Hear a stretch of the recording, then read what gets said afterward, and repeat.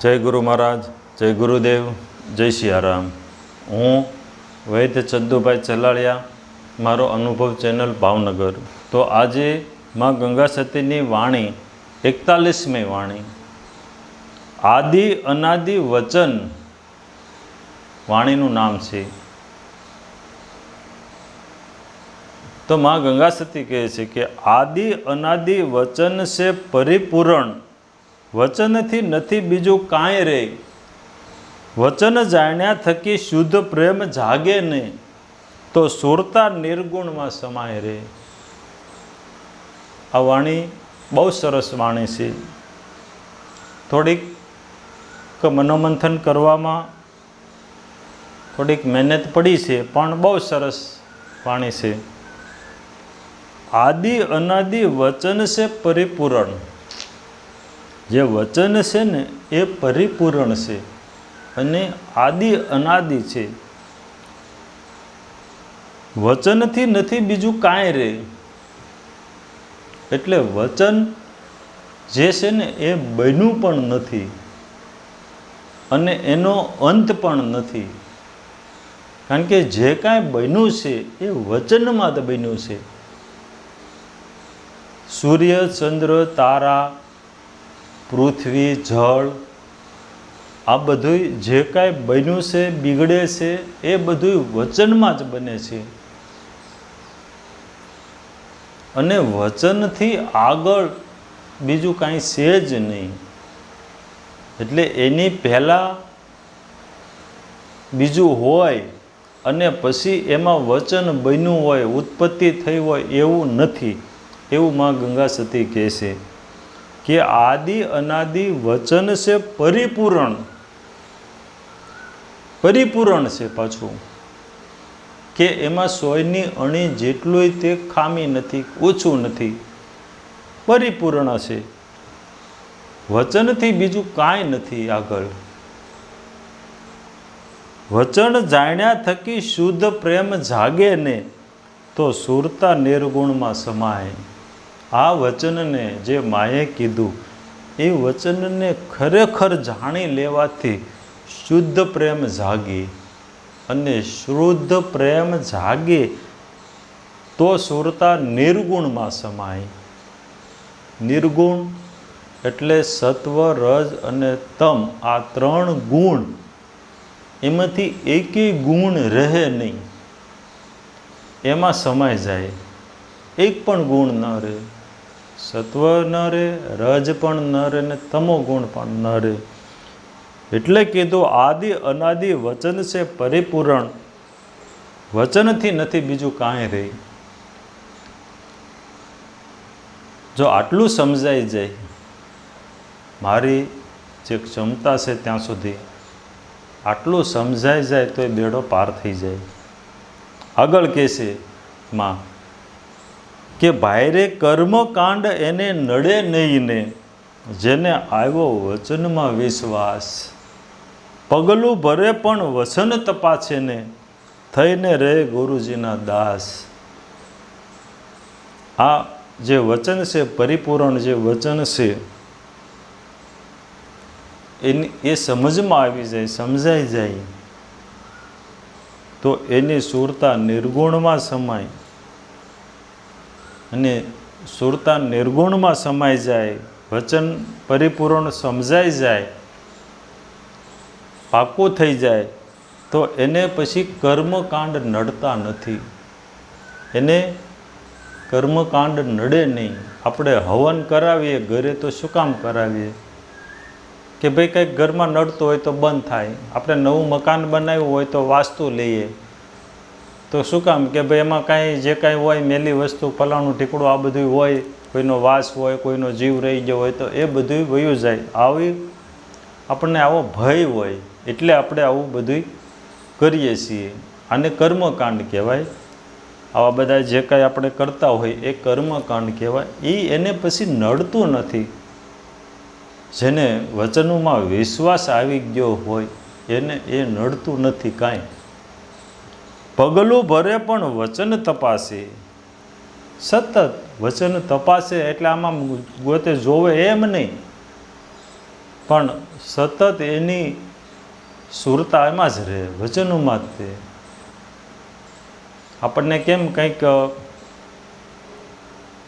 શરીરની અંદર વાગ્યું હોય અને એની અંદર રસી થઈ હોય, રસી થઈ હોય તો લવકારા મારતી હોય, તો લવકારા મારતી હોય તો સતત આપણું ધ્યાન ત્યાં જ હોય, મન ત્યાં જ હોય. એમ પગલું ભરે પણ વચન તપાસે, એક એક પગલે સતત એને વચનોની યાદ જ રહે.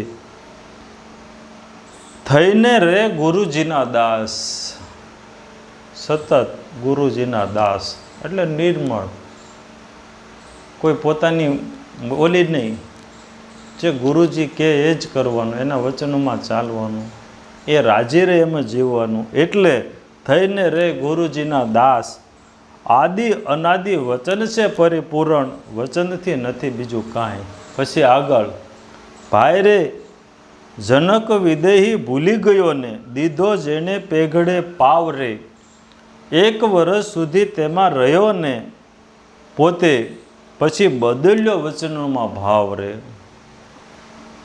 ભાઈ રે જનક વિદેહી ભૂલી ગયા. જનક રાજા વિદેહી હતા, દેશ હતા, જેની દશા વર્તે દેહાતીત, એ વ્યક્તિના ચરણોમાં વંદન અગણિત.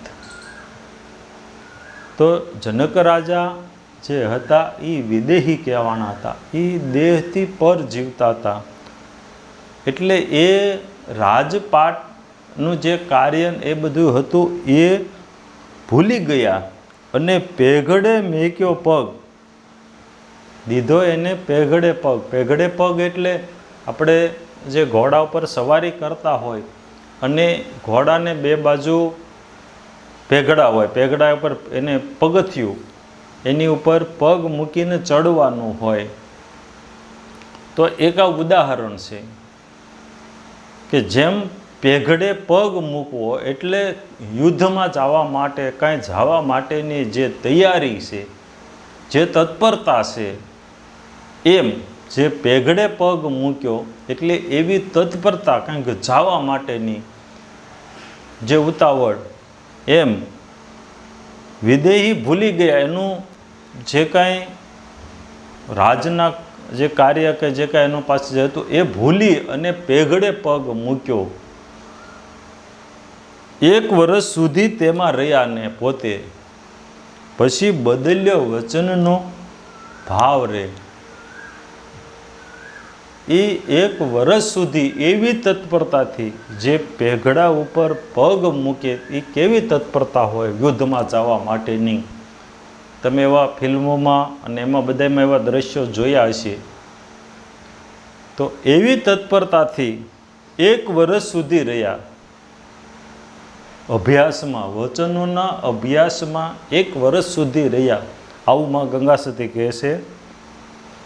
એક વર્ષ સતત એ વચનના અભ્યાસમાં રહ્યા, પછી બદલ્યો વચનનો ભાવ.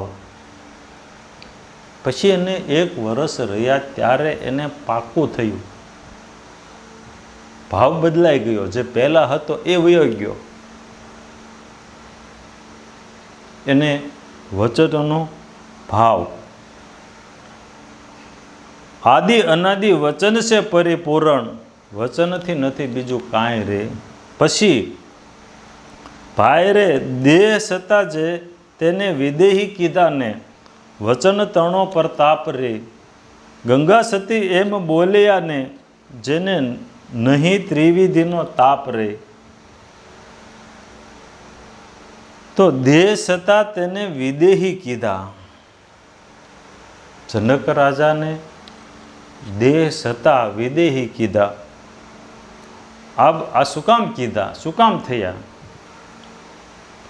વચનના પ્રતાપે જે એક વર્ષ સુધી એ વચનોમાં રહ્યા, અભ્યાસમાં રહ્યા અને એને જાણ્યો વચનનો ભાવ, પછી એને વિદેહી કહેવાના, દેહ સતા. ગંગા સતી એમ બોલ્યા તેને નહીં ત્રિવિધિનો તાપ રે. જેને વચનના પ્રતાપે દેહ છતાં જેની જે દશા જોતા હોય એને ત્રિવિધિનો તાપ નથી રહેતો. ત્રિવિધિનો તાપ એટલે કયો? આધિ, વ્યાધિ ને ઉપાધિ. આ 3 તાપ છે એ એને રહેતા નથી. હવે દેહ છતાં જેની દશા વર્તે દેહાતીત, એટલે કદાચ અમારી ચેનલમાં તો લગભગ બહુ જ સમજદાર વ્યક્તિઓ છે, પણ નથી ને કોઈ એવા નવા જોડાણા હોય અને આનો ખ્યાલ ન હોય તો મારી સમજણ છે ત્યાં સુધી થોડીવાર બહાર લઈ જઈ અને સમજાવવાનો પ્રયત્ન કરીશ કે દેહ છતાં જેની દશા વર્તે દેહાતીત, વિદેહી દેહથી પર જે જીવતા હોય તો એ કઈ રીતે હોય કે ભાઈ બજારમાં, ગામડામાં કે બજારમાં કંઈ બાંધણ થઈ હોય, કંઈ ડખો થયો હોય ને 50-50-100 માણા ભેગું થઈ ગયું હોય અને ત્યાં નજીકમાં જઈને જોવાય એવું ન હોય તો આપણે કોઈ એવો ઓટલો હોય કે કોઈ અગાસી માથે ચડીને આપણે જોતા હોઈએ તો એ જે દ્રશ્ય છે, જે બધા ભેગા થયા છે, જે ડખો થયો છે એ જોતા હોય અને જોનારો બે અલગ હોય. જે બાંધવાવાળા, જે ડખો કરવાવાળા એ અલગ છે અને જોવાવાળો અલગ છે. એવું જે આપણે જોઈએ છીએ, જાણીએ છીએ, એવું આ શરીરની અંદર આપણે જોતા હોઈએ એને કે ભાઈ અત્યારે આ શરીર સવારમાં જાગી અને પહેલાં એકી પાણી કરવા ગયું, પછી કોગળા કર્યા, બ્રશ કર્યું, નાહ્યું, આ શરીર પાછું નાસ્તો કરવા બેઠું, ઓફિસે જવા નીકળ્યું, ઓફિસે જે કાંઈ કામ કરતા હોય, ધંધો કરતા હોય એ કરે છે. આવી જે પોતાના શરીર ઉપર જે નજર રાખતા હોય, જે જાણતા હોય એને દેહ છતાં વિદેહી કહેવાય.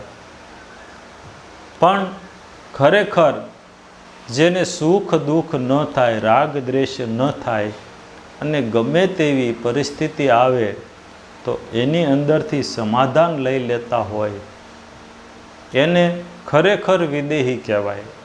ઘડીક ઘડીક થાય એ નહીં, પણ એ એક વખત દેહથી પર થયા પછી પાછા દેહમાં આવે જ નહીં, એને વિદેહી કહેવાય. એવા જનક રાજાને પણ પ્રણામ. જય ગુરુ મહારાજ, જય ગુરુદેવ, જય સિયારામ. આગળના વિડીયો જોવા માટે આ રીતે ચેનલ સબસ્ક્રાઈબ કરો.